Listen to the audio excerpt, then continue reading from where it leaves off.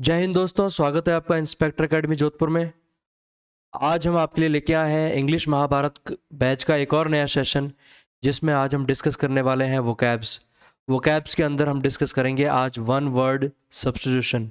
ठीक है, one word substitution नाम हम आज डिस्कस करने वाले हैं, जो कि प्रीवियस ईयर में पूछे जा चुके हैं। प्रीवियस ईयर्स में ये क्वेश्चंस पूछे जा चुके हैं, इनके बारे में हम डिस्कस करेंगे।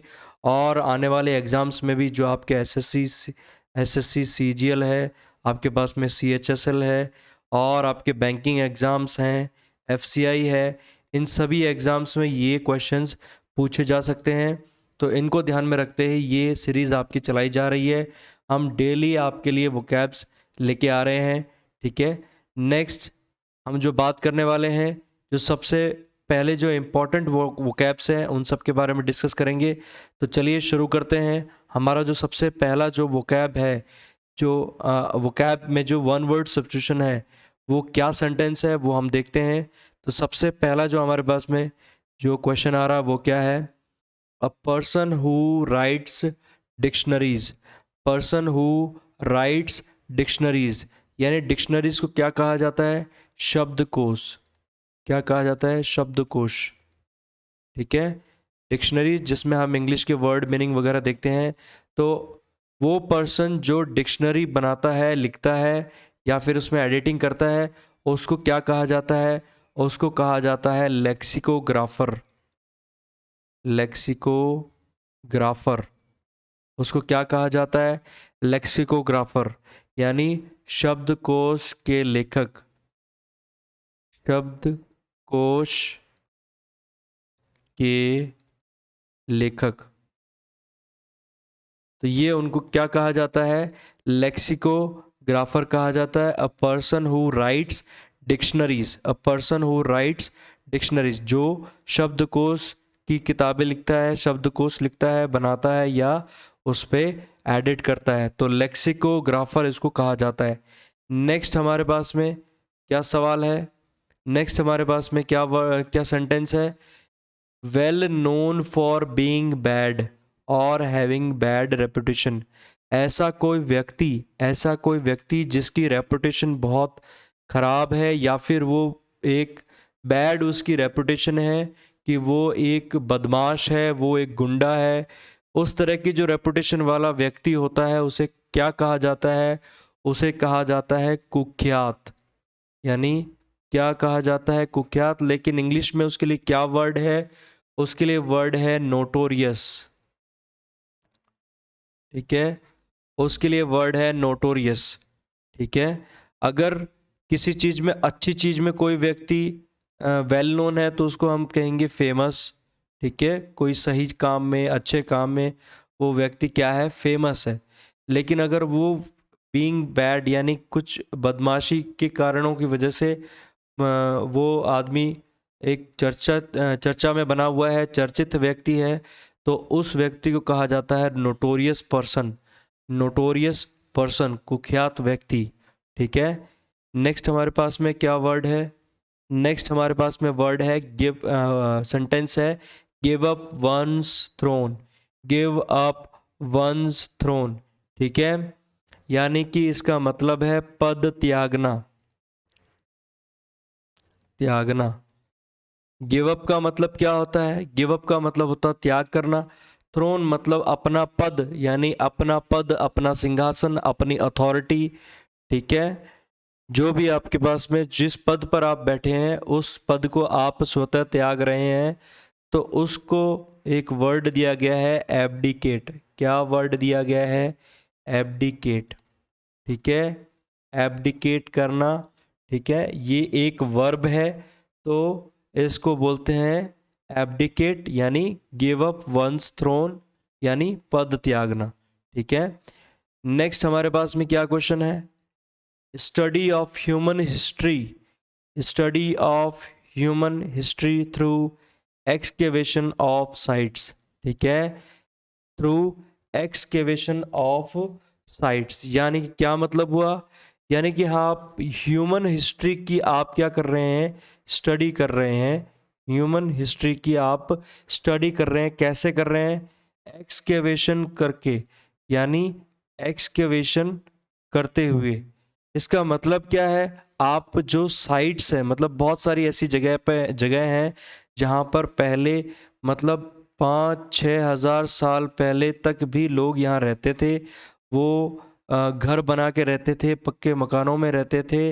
उनका जो रहने का तरीका था वो भी बिल्कुल शहरी एक तरीका होता था। तो ये सारी जो स्टडी है ह्यूमन हिस्ट्री की, उसका सामाजिक जो दायरा बनना, उसके शहरीकरण होना या खेती करना, ये सारी चीज़ें जो एक्सकेवेशन है, एक्सकेवेशन का मतलब होता है उत्खनन। क्या मतलब होता है? उत्खनन, यानी कि उस साइट्स को निकाला जा रहा है, देखा जा रहा है, खोदा जा रहा है। तो उस ह्यूमन हिस्ट्री की जो स्टडी है वो क्या कहलाती है? ह्यूमन स्टडी की जो हिस्ट्री है, ह्यूमन हिस्ट्री की जो स्टडी है वो क्या कहलाती है? पुरातत्व।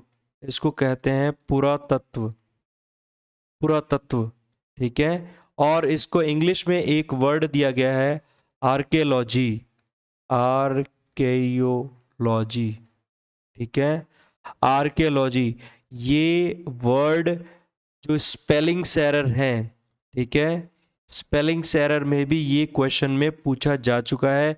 कई बार ई को यहाँ लगा देते हैं, ए को आगे लगा देते हैं, ओ को आई पहले लगा देते हैं, आर के कर देते हैं, सी की जगह के कर देते हैं। तो ये सारे जो स्पेलिंग्स एरर में हैं, ये वर्ड पूछा जा चुका है बहुत बार, 5 से 6 बार ये क्वेश्चंस में, जो एग्ज़ाम्स में है, ये क्वेश्चन आ चुका है। आर्कियोलॉजी की स्पेलिंग क्या है? ARCHAEOLOGY। इसका मतलब होता है पुरातत्व। इसका मतलब ह्यूमन हिस्ट्री, यानी कि मानव इतिहास की जो स्टडी है, ठीक है। जो उसका उत्खनन है वो कैसे किया जाता है?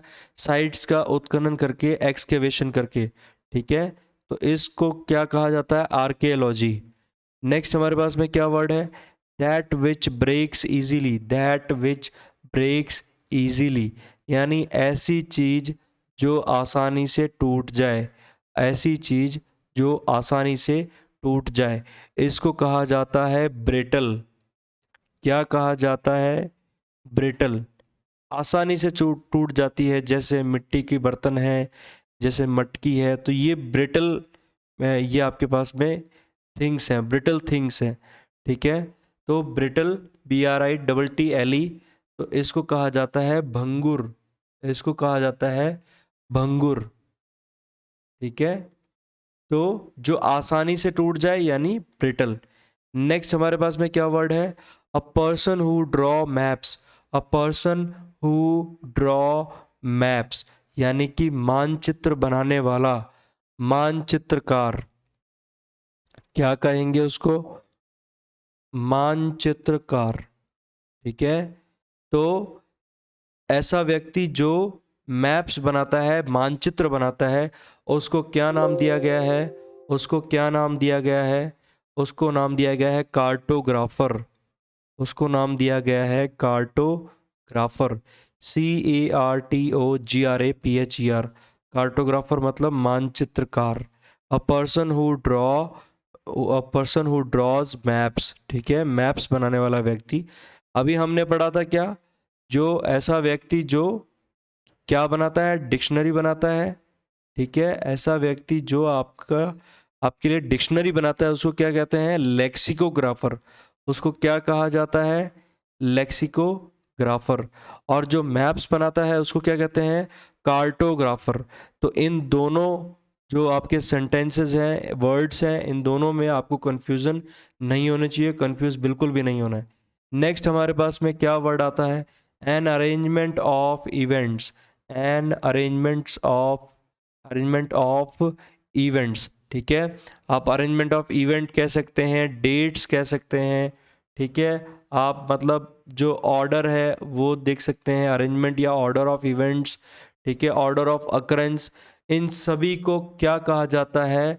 इन सभी को क्या कहा जाता है? कालक्रम, ठीक है, कालक्रम, ठीक है, कालक्रम कहा जाता है। लेकिन इंग्लिश में इसका एक वर्ड है, उसको क्या कहते हैं? क्रोनोलॉजी, ठीक है, क्रोनोलॉजी, यानी कि कालक्रम। It means it means an arrangement of events, arrangement of events, इसको कहा जाता है क्रोनोलॉजी।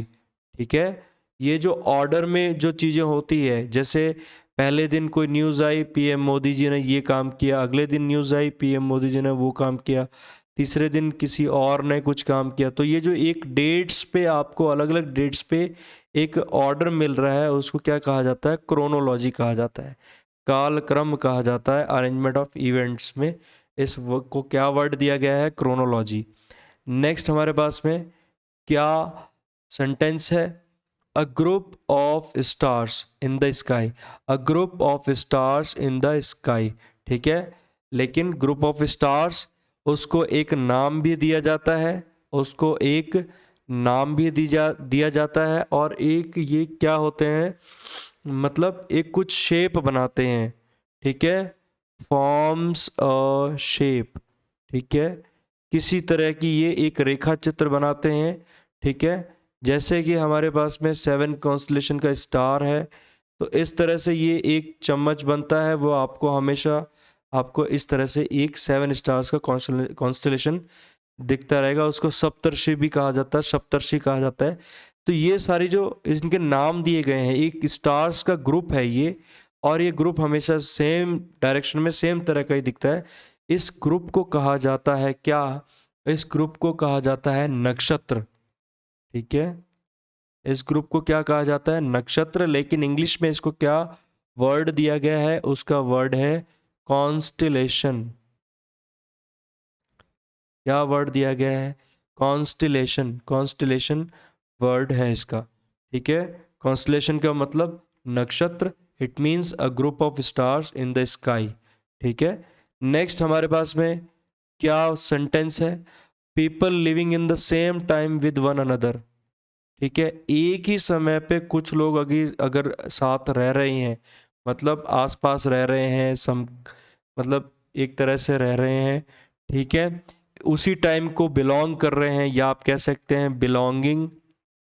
ठीक है, belonging to the same time, मतलब सेम यानी कि उसी समय से जो बिलोंग करते हैं, ऐसे लोगों को क्या कहा जाता है, ऐसे लोगों को क्या कहा जाता है, ऐसे लोगों को कहा जाता है समकालीन। क्या कहते हैं, समकालीन, सॉरी, समकालीन।